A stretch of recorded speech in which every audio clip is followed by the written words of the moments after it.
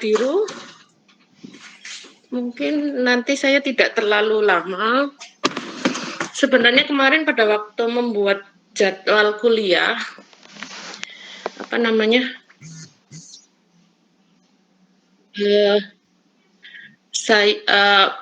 hari ini kan bertepatan dengan mahasiswa itu presentasi PIMNAS. Kemudian dijadwalkan itu jam 8, makanya saya berani ngambil jadwal kuliah jam 7. Ternyata itu diajukan jam 7. Jadi tadi agak terlambat gitu ya. Mungkin materi kali ini mengenai adisi nukleofilik pada sistem karbon. Nah, di sini ini sebenarnya yang menjadi kunci untuk mempelajari mekanisme reaksi organik, karena pada sistem ikatan jenuh dan di situ melibatkan sistem karbonil, di mana pada sistem tersebut itu ada pembagian elektron yang tidak sama. Ini ada yang minta di-admit dulu ya. Bentar, saya nyari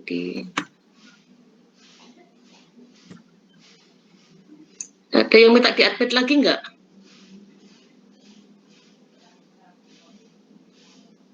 PPT-nya bisa kelihatan?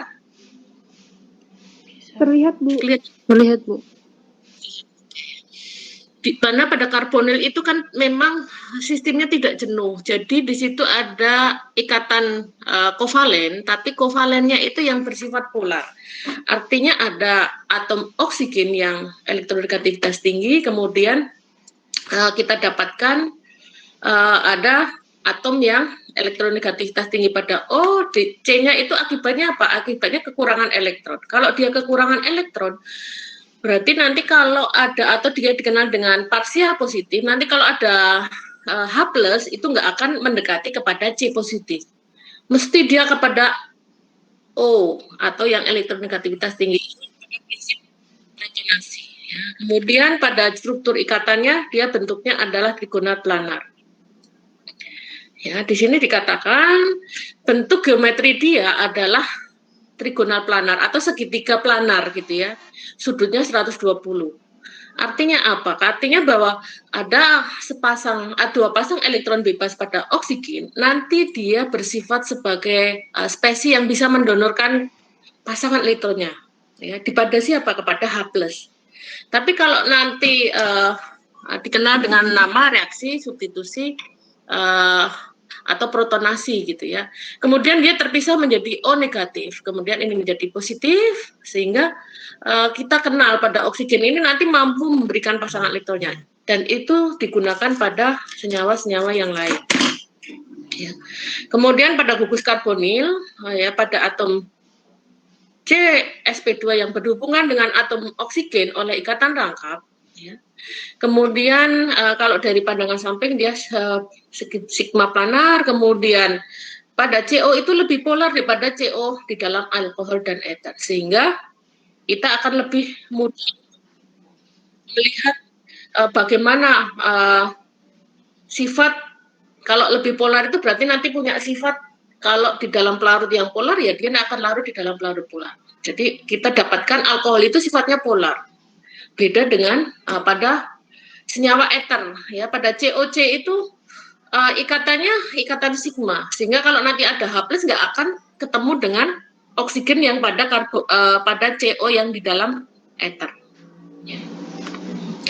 Kemudian kelompok senyawa karbonil kita dapatkan ada aldehid, ya, ada keton, kemudian ada asam karboksilat. Asam karboksilat di sini ada amida, anhidrida asam, halida asam, dan ester. Nah, nanti kalau seandainya dia direaksikan dengan H+, O itu akan memberikan pasangan elektronnya pada H+. Kemudian pada aldehyde itu juga sama. Ya. Tapi kalau nanti saya punya basa, ya basanya itu misalnya OH-, OH- kalau di dalam asam karboksilat nanti dia akan menggantikan OR-nya. Jadi kalau kita punya OH ini, ikatan OH-nya itu akan lebih lemah. Ya.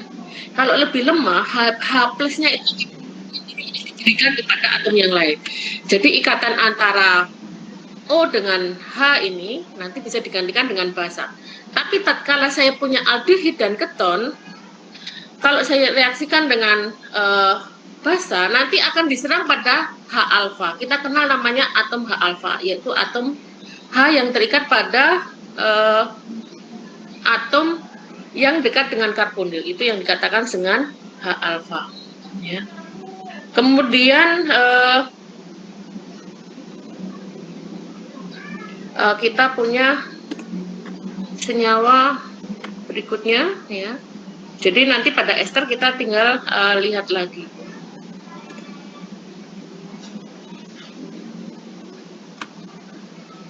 Sebentar ya, saya ini ada mahasiswa yang lagi ini kelompok terganggu dengan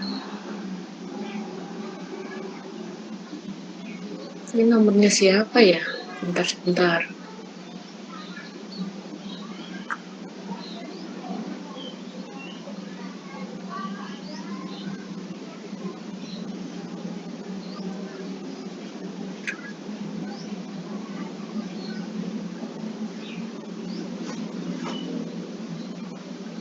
Kemudian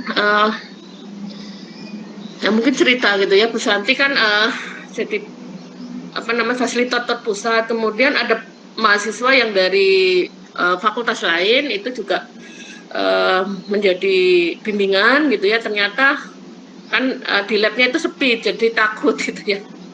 Di lab pertanian jam 7 suruh berangkat jam setengah 7 kan masih sepi. Jadi kok nggak ada satu orang pun, terus mereka takut gitu ya. Kemudian kembali lagi, maaf. Kembali ke reaksi aldehid dan keton. Kalau nanti ada elektrofil itu akan diserang oleh pasangan elektron bebas karena ini yang akan mencari elektrofil. Sedangkan kalau saya punya nukleofil berarti punya pasangan elektron bebas, nanti yang akan diserang adalah atom C yang tadi kekurangan elektron atau bermuatan parsial positif ya. Itu memang prinsip di dalam reaksinya. Jadi panahnya tidak akan kebalik. Tidak akan C ini ke arah nukleofil atau oksigen ini ke arah nukleofil, tidak, karena sesama pasangan elektron bebas akan saling tolak-menolak. Nah, itu menjadi prinsip ya. Jadi apapun reaksinya, kalau dengan H+ mesti yang dicari mesti ya kayak elektron. Kalau ada H+ itu kan elektrofil. Tapi kalau yang punya pasangan elektron bebas atau kita kenal dengan nukleofil itu mesti cari yang mana dari atom C semua itu yang kekurangan elektron di mana, itu yang nanti menjadi tempat serangan dari si nukleofil ya.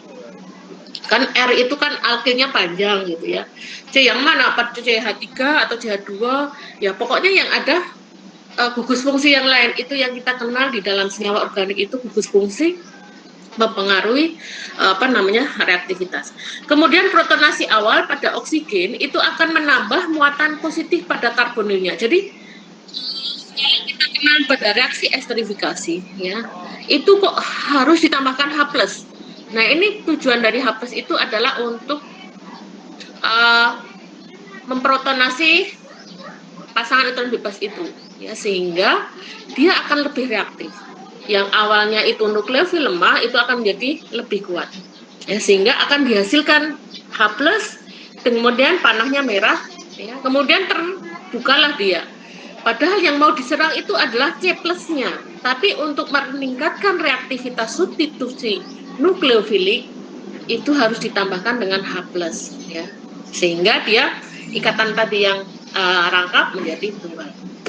Kemudian reaksi umum pada reaksi aldehid kita kenal protonasi terlebih dahulu, kemudian baru nukleofilnya masuk. Ya. Sehingga apapun senyawa karbonil, ya, kalau dia dengan H+, nanti yang akan terprotonasi dulu. Baru kita masukkan nukleofil. Nah, sekarang kita lihat reaktivitasnya lebih tinggi daripada senyawa keton. Kemudian reaktivitas relatif aldehid dan keton ini disebabkan oleh banyaknya muatan positif pada karbonilnya. Jadi pada karbonil ini mana yang paling elektronegatif, elektropositifnya tinggi. Nah, itu kita katakan nanti dia yang reaktif mana. Oh, kalau dia belum reaktif kita tambahkan H+. ya. Seperti kita ketahui yang paling reaktif yaitu formaldehid. Tapi tatkala saya punya ROR, ini keton itu reaktivitasnya kurang dibandingkan aldehid. Nah, ini harus kita protonasi dulu. Sehingga kita dapatkan ya muatan positif pada karbonil itu cukup positif, atau dikatakan makin kekurangan elektron. Kalau makin kekurangan elektron, ya kalau ada nukleofil, nukleofil itu yang punya pasangan elektron bebas suka dengan C yang positif, nukleo gitu ya, ya itu nanti yang akan diserang. Kemudian makin besar muatan positifnya akan makin reaktif. Nah ini kita tingkatkan ya reaktivitas dari si C positif tadi. Bila muatan positif ini parsial itu tersebar di seluruh molekul, maka senyawa karbonil akan lebih stabil. Ya. Kemudian gugus karbonil distabilkan oleh gugus alkil yang di dekatnya yang bersifat melepaskan elektron. Nah ini mungkin nanti bisa dilihat dari contoh-contoh reaksinya. Ya, dari aldehid ini kalau ada satu substituen H digantikan dengan Cl3, nah reaktivitasnya semakin banyak. Artinya apa? Akan meningkatkan reaktivitas yang tatkala reaktivitas dari aldehid biasa itu sedang gitu ya. Saya ganti hanya dengan Cl. Apa? Atom yang elektronegativitas tinggi itu misalnya Cl, itu menarik elektron ke arah Cl sehingga C-nya bermuatan positifnya lebih besar. Sehingga reaktivitasnya besar. Sehingga akan terdestabilkan dari aldehid tersebut sehingga reaktivitasnya akan tinggi ya. Sedangkan kalau ada substituen donating group atau misalnya ada CH3-nya atau mungkin alkilnya lebih panjang, nah ini akan menstabilkan si aldehidnya. Kalau menstabilkan berarti C positifnya itu nanti serangannya akan tidak terlalu reaktif gitu. Kemudian ada juga dipengaruhi oleh faktor sterik, itu kita katakan pada senyawa keton karena R-nya itu alkil, apalagi alkilnya besar, sehingga serangan si karbonil ini akan kurang terintang. Ya. Kemudian kalau direaksikan dengan alkohol, kita kenal dengan terbentuknya, kalau senyawanya itu keton, itu menjadi hemiketal. Nah, ini hemiketal. Ya. Kemudian kalau senyawanya ini adalah aldehid, nanti kita punya namanya hemiasetal. Ya. Kemudian gugus murah di sekitar gugus karbonil menyebabkan halangan sterik yang lebih besar di dalam produk tersebut, sehingga kita katakan energi produk lebih besar karena tolakannya itu sterik. Nah ini kita bisa dapatkan. Kemudian reaksi yang umum aldehid dengan keton itu direaksikan dengan air. Kalau dengan air itu tidak cukup asam sehingga ditambahkan H+ supaya meningkatkan reaktivitas dari si C positif tadi. Dengan cara bagaimana ya? O-nya itu akan terprotonasi, jadi nanti sepasang elektron bebas menangkap H+, sehingga dapatlah OH, kemudian C-nya positif, dapatlah H2O-nya serangan ke sana, sehingga akan dihasilkan suatu hidrat. Ya. Kemudian aldehid dan keton direaksikan dengan molekul alkohol, ya, molekul alkohol ini nanti akan kita dapatkan ya ROH ya. Kita analisis pada ROH ini dikatakan elektrofil apa nukleofil. Oh terlihat di situ digambarkan oh itu punya pasangan elektron bebas sehingga dia bersifat sebagai nukleofil gitu ya. Ini kalau dia menyerang itu nyerang O atau C. Nah, kalau dia punya pasangan elektron bebas nggak mungkin dia akan ke O. Kenapa? Karena O-nya sudah banyak pasangan elektron bebas. Mesti akan serangannya ke arah C-nya. Sehingga nggak usah dihafalkan gitu ya. Kemudian kalau ada H+, ini yang akan menyerang ke sana. Ya. Sepasang elektron bebas, ada H+, kita kenal namanya protonasi, dia terbuka. Kemudian ikatan rangkap dari karbonil menjadi ikatan tunggal atau terbentuk yang awalnya sp2 menjadi sp3. Ya, kalau awalnya itu bentuknya segitiga planar, pada keadaan transisi itu terbentuk zat antara yang namanya tetrahedral. Kemudian ada OR ini, OR-nya itu masuk ya, menyerang kepada C positif sehingga dapatlah OH. Kemudian kita kenal namanya hemiasetal. Kemudian hemiasetal ada ROH lagi. ROH ini ada kalau langsung menyerang C kan nggak mungkin. Yang ada adalah H+-nya. H+-nya itu memprotonasi. Kira-kira memprotonasi yang mana? Ada OR, ada OH. Ya lebih mudah yang steriknya kecil sehingga dia menjadi OH2+. Ya, kita kenal OH2+, kemudian OH2+ itu kan H2O, nah dia cenderung untuk dilepaskan. Kalau dia dilepaskan itu menjadi C positif pada C yang ada di sini. Nah, baru serangan dari RO ini tadi, itu yang masuk, sehingga dapatlah yang namanya asetal. Asetal itu cirinya apa? Cirinya dia mempunyai gugus OR, ya, OR-nya 2 dan ada H. Kalau seandainya ini OR-nya nggak ada, di hamil asetal itu tidak ada, berarti saya punya alkohol. Kalau OH-nya nggak ada, berarti saya punya ether. Berarti gugus hemi asetal itu antara ether dan alkohol. Sedangkan kalau asetal itu seperti gitu ya, seperti pada gugus eternya 2 gitu ya. Nah, ini kita dapatkan pada molekul karbohidrat. Ya, karbohidrat itu punya gugus aldehid dan punya gugus alkohol. Dan alkoholnya itu lebih dari 4. Nah, nanti hemiasetal itu bisa terbentuk dari aldehid itu nomor 1 dan alkohol nomor 5. Dapatlah cincin lingkar 6. Atau aldehid nomor 1 dan alkohol nomor 4. Dapatlah cincin lingkar 5. Cincin lingkar 5. Di mana O-nya itu nanti di dalam cincin. Kemudian di sini ada dicontohkan, ya, ada dicontohkan asetaldehid ditambahkan dengan H+. Kemudian di sini ada alkohol. Jadi apa? Nah, kalau kita lihat gitu aldehid nanti akan menjadi hemiasetal. Kemudian hemiasetal direaksikan dengan H+ menjadi asetal.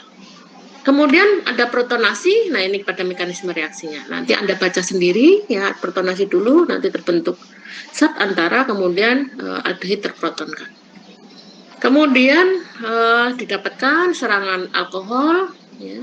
Alkoholnya masuk ke sini, kemudian dia terbuka. Dapatlah hemiasetal. Ya. Kemudian main H+, ya, itu dapatlah hemiasetal. Tapi main H+-nya itu di mana gitu kan? Main H+-nya itu ternyata dari H yang ada di sana. Di awal pada serangan dari OH, ya. Karena kan yang terbawa kan ROH gitu ya. ROH itu kan masih punya H yang terikat pada alkoholnya. Nah, ini nggak stabil. Oh, bermuatan positif, di situ ada hidrogennya, cenderung melepaskan H+. Kemudian dari hemiasetal itu ketemu dengan H+. Tapi H+-nya itu yang diserang bukan pada OR tapi OH. Nah, itu pada slide berikutnya, ya.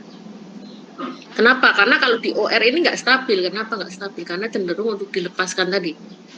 Kemudian nanti menjadi main H2O, dapatlah O-nya masuk ke sana. Ya. Protonasi dilepaskan air, nanti menjadi ROR. Ya. Kemudian serangan ROH ini terhadap ROR tadi. Nah, sehingga mekanisme reaksinya bisa dilihat pada pembentukan asetal. Pada kesetimbangan, umumnya asetaldehid itu lebih besar daripada hemiasetal. Namun, pada molekul OH pada posisi gamma itu pada posisi 4 atau pada posisi 5, delta atau gamma, terhadap gugus aldehid, maka keton itu akan mengalami reaksi intramolekular, ya, di dalam molekulnya sendiri. Sehingga kita kenal namanya hemiasetal beranggota 5 atau 6. Nah, hemiasetal siklik itu lebih disukai daripada aldehid. Nah, ini sehingga kita punya kenapa monosakarida itu atau karbohidrat itu cenderung berbentuknya siklis, karena di dalam struktur rantai C-nya yang ada 6 atau 5 gugus C, di mana punya gugus aldehid atau keton, nanti akan cenderung untuk membentuk siklis. Siklisnya kalau dia aldehid itu menjadi asetal atau hemiasetal. Kalau itu keton, contohnya fruktosa, nanti kita dapatkan menjadi hemiketal atau ketal kalau reaksinya berlanjut. Kalau alkoholnya lebih banyak gitu ya. Nah, itu tentang reaksinya di sana. Nah, ini kita bisa dapatkan. Ya, C pada posisi gamma, pada posisi 5 ada H+. H+-nya nanti akan memprotonasi di sini, ya. Kemudian dia ada pasangan elektron bebas yang menjadi nukleofil. Nah, nukleofilnya nanti menyerang C positif. Sehingga dapatlah struktur seperti ini. Karbon hemiasetal di mana OH yang menyerang tadi dia di dalam sistem siklis. Sehingga dapatlah struktur, nah ini cincin O yang ada di sana, cincin furan, ya. Cincin piran. Piran itu kalau 6, kalau 5 itu furan, ya. Kemudian ini contohnya dari glukosa yang kita punya aldehyid nomor C nomor 1 dan C nomor 5. Kok tidak nomor 6? Ya bisa aja, tapi kan struktur lingkar 7 itu lebih stabilnya lingkar 6 gitu ya, sehingga dia memilih lingkar 6. Atau C nomor 5 dengan C nomor ini OH nomor 5 dan C nomor 1. Nah, itu nanti cincin lingkar 5. Kemudian yang berikutnya yaitu reaksi dengan HCN. Nah, ini reaksi dengan HCN itu kita kenal aldehid dengan keton, itu menjadi cyanohydrin. Ya, ini dilihat dia sebagai nukleofil, bisa nggak langsung menyerang ke C positif. Nah, ini kita perlu ditambahkan dulu gitu ya. HCN tidak mengadisi langsung terhadap gugus karbonil. Ya. Adisi berhasil pada kondisi sedikit basah, ya misalnya pada larutan NaCN dan HCN. Nah, sekarang nanti tuliskan mekanisme reaksi dari etanal plus HCN dan sikloheksanal dengan HCN. Ya. Saya siapkan di Eldiru gitu ya, nanti di submit mungkin sampai siang gitu ya, atau mungkin sampai sore gitu ya, karena harus paham. Sama cari gugus aldehid direaksikan dengan alkohol, nah atau terbentuknya senyawa asetal, atau juga bisa keton. Nah nanti soalnya 4 gitu ya, nanti saya di slide terakhir akan saya masukkan. Nah ini bagaimana reaksinya. HCN direaksikan dengan OH-. Nah, tadi HCN itu cyanida tidak terlalu kuat untuk menjadi nukleofil, sehingga harus direaksikan dulu dengan basa. Kalau direaksikan dengan basa, nanti ini menjadi asam, ya ini menjadi nukleofil kuat. Nah, baru menyerang terhadap C karbonilnya, baru dihasilkan seperti ini. Kemudian D itu regen Grignard. Nah, ini regen Grignard itu yang sering kita gunakan. Ya. Kenapa? Karena nanti pada reaksi karbanion, ya substitusi pada karbanion, C-nya itu bermuatan parsial negatif. Kalau dia bermuatan parsial negatif, itu gimana caranya? Nah, di sini punya, kalau sudut pandang di sini, senyawa yang punya karbonil. Nah, karbonil ini ketemu dengan radikal, C yang awalnya itu CX atau CH3I, ya, CH3 itu alkil halida. Pada CH3I, C-nya itu muatannya parsialnya adalah positif. Ya. CH3I, I itu kan negatif, berarti C-nya parsial positif.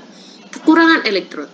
Tapi setelah saya tambahkan magnesium atau saya tambahkan natrium, nanti C-nya yang bermuatan parsial positif langsung berubah menjadi karbanion.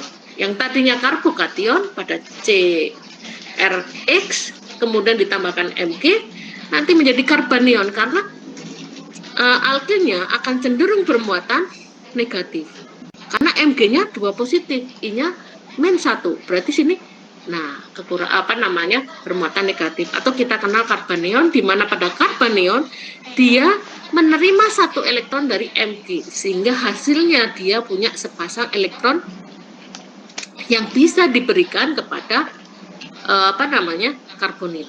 Ya.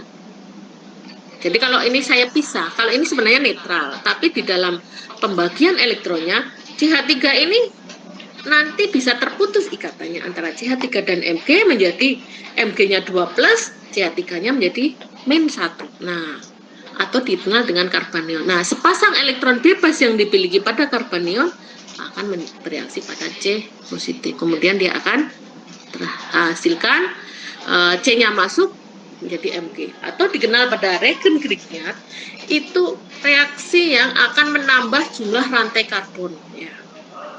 Karbonnya pengennya sintesisnya nambah 1, ya berarti saya regen Grignard 1. Karbonnya pengennya 2, nanti ditambah C-nya 2. Nah itu dan seterusnya. Kemudian pada RMG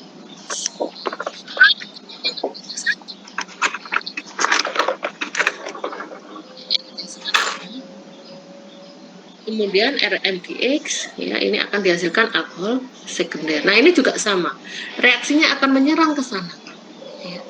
Karena dia ada O yang ada di sana, O-nya itu terbuka. Kemudian jadi OMGX, ada H2O dan H+, dia akan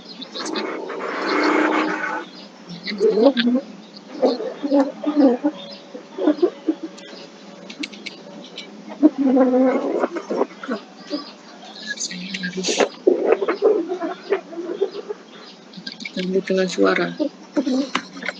Ini masih bisa kedengaran suaranya? Terdengar, Bu. Yang kuliah MRO masih kedengaran suaranya? Terdengar, Bu. Kedengaran suaranya tidak? Terdengar, Bu. Kedengaran suaranya enggak? Terdengar, Bu. Terdengar. Aziza.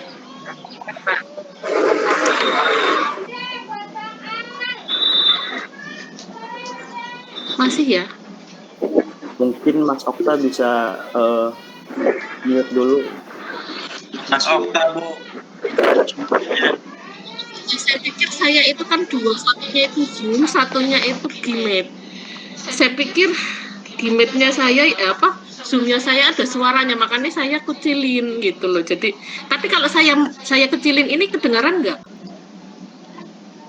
suaranya? Tidak terdengar, Bu. Kenapa? Tetap ya? Tidak terdengar, Bu. Tidak terdengar kalau speaker saya kecil. Iya, Jadi saya segini cukup. cukup, Bu. Sudah tidak terdengar, Bu. Kenapa? Yang tidak terdengar apa? Zoom-nya tidak terdengar, suara itu terdengar jelas tapi Kalau Zoom-nya enggak ya? Soalnya harus tampil. Jadi harus saya on-kan itu gitu ya, enggak tahu nanti gilirannya itu nomor 1 atau enggak, karena pada saat presentasi itu mahasiswa itu diundi gitu ya. Jadi tidak tahu presentasi nomor 1 atau nomor 2 dan sebagainya. Jadi harus standby, dan dosen pun juga harus standby gitu ya, dosen pendampingnya itu. Yang mungkin jadi minta maaf, jadi harus nyalain 2 Zoom. Saya pikir tadi suara Zoom-nya itu masuk udah mulai gitu ya. Kemudian saya lanjutkan lagi pada reaksi kondensasi aldol. Nah, ini kita pada reaksi kondensasi aldol ini juga kita mendapatkan atau senyawanya itu punya karbonil. Ya. Pada karbonil bisa aldehid, bisa juga keton. Ya. Namun, ya, kalau tadi itu direaksikan dengan suatu elektrofil dengan H+, ya, baru direaksikan dengan nukleofil. Kalau ini langsung, ya. Yang ada karbonilnya direaksikan dengan keton ataupun aldehid, di sini dengan OH-. OH- ini kita analisis. OH- itu kan sebenarnya adalah bisa berfungsi sebagai nukleofil, itu kalau seandainya OH- itu menyerang pada C positif, ya, atau bisa berfungsi sebagai basa. Kalau dia berfungsi sebagai basa, OH- akan mencari H positif. Ya. Tapi kalau OH- berfungsi sebagai nukleofil, dia akan mencari C positif. Nah, kalau dia bersifat sebagai basa, kalau kita punya strukturnya itu aldehid atau keton, mana yang paling asam? Nah, kalau dicontohkan di sini kan cuman hanya pada CH3 dan pada aldehid. Pada CH3 ini karena diikat oleh C yang ada karbonilnya sehingga densitas elektronnya diarahkan ke C. Ya, bersifat memberikan elektronnya. Akibatnya apa? Ikatan C dengan H lebih mudah putus. Kalau dia lebih mudah putus, atau dikenal sebagai H alfa, atom hidrogen pada C nomor alfa, ya alfa itu ada di dekatnya dengan karbonil. Dia sifatnya asam. Kalau ada penggunaan basa, H itu yang akan diambil reaksi asam basa. Nah, kita punya senyawa yang namanya karbanion. Karbanionnya di CH3, kemudian di sini ada CHO. Nah, ketemulah dia dengan namanya aldehid lagi, atau punya, karena di situ ditambahkan 2 molekul asetaldehid, berarti punya C yang ada di sini yang bermuatan negatif tadi karena bereaksi dengan OH, kemudian ada 1 molekul lagi dengan asetaldehid di mana dia punya C positif yang ada di aldehidnya. Nah, ini kalau kita reaksinya kan seperti ini, tapi kalau dijabarkan seperti ini kan bingung, loh kok bisa gitu ya. Nah, ini kita analisis bagaimana mekanisme reaksinya. Ya. Atau kita kenal namanya aldehid dan alkohol. Ini punya gugus aldehid, ini punya gugus alkohol. Atau dikenal dengan reaksi penggabungan dari molekul kecil menjadi butanol. Kemudian kita dapatkan mekanisme reaksinya. Nah, ini ada mekanisme reaksinya. Ya. Kalau ada OH-, kemudian dia akan dihasilkan ke sini. Ya, ini akan dihasilkan reaksi, kemudian H yang ada di sini, H plusnya akan diikat oleh basa, kemudian melepaskan H2O, sehingga dia menjadi muatan karbanion, kemudian dia juga bisa berkonjugasi, dapatlah O yang bermuatan negatif. Ya. Kemudian kalau ketemu dengan tadi asetaldehid lagi yang ada ikatan rakapnya, ini menjadi suka nukleo. Nukleonya di mana? C positifnya di mana? Udah ini kalau punya karbonil yang dekatnya karbonilnya, sehingga akan arah ke sana. Ya. Kemudian kita hasilkan yang seperti ini. Kemudian dengan H2O diperoleh dengan seperti ini. Nah, itu tentang reaksinya. Nah, ada yang mau ditanyakan sampai di sini?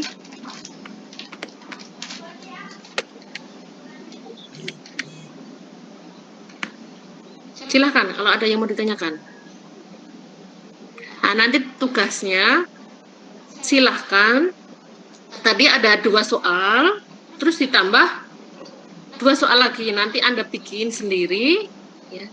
Bisa reaksi kondensasi aldol, 1. Yang kedua, reaksi pembentukan ketal atau asetal atau ketal atau hemiketal, asetal atau hemiasetal. Ya. Karena memang harus latihan gitu ya. Untuk reaktan silahkan dipilih.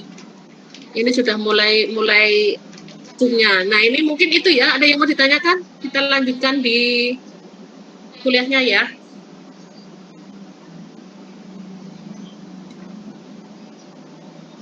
Ya, itu ya. Mungkin nanti saya submit kira-kira sampai sore aja nggak apa-apa ya. Setuju? Aduh. Ya Bu, sampai sore saja. Bu, sampai sore.